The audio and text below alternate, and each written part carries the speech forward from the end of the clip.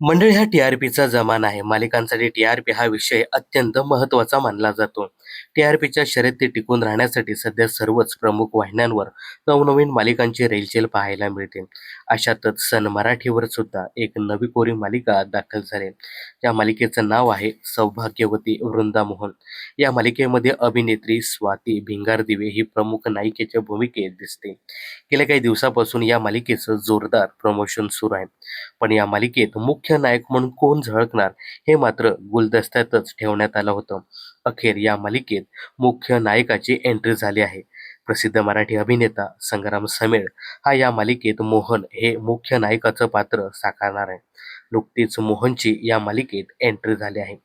तर मोहन म्हणजेच संग्राम समेळ याच्या कामाबद्दल सांगायचं झालं तर त्याने पुढचं पाऊल या लोकप्रिय मालिकेतून मालिका विश्वात एंट्री केली होती. यासोबतच त्याने ललित 305 या लोकप्रिय मालिकेत देखील काम केलं होतं. यासोबत शंकर महाराजांच्या भूमिकेत देखील त्याला खूपच लोकप्रियता मिळाली होती. त्याने एकच प्याला, कुसुम मनोहर लेले अशा लोकप्रिय नाटकात देखील काम केलं आहे.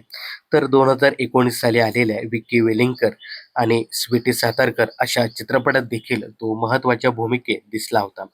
तर अभिनेता संग्राम समेळ आणि अभिनेत्री स्वाती भिंगारदिवे यांच्यासोबत भली मोठी स्टारकास्ट असलेली सौभाग्यवती वृंदावन ही मालिका 6 जुलैपासून रात्री 9:15 वाजता सन मराठीच्या प्रेक्षकांच्या भेटीला आली आहे. तर या मालिकेबद्दल आणि एकंदरीत सन मराठीच्या मालिकांविषयी तुमचं काय मत आहे कमेंट्स करून नक्की सांगा. मनोरंजन क्षेत्रातील अशाच फिल्मी अपडेट जाणून घेण्यासाठी चॅनलला सबस्क्राईब करा.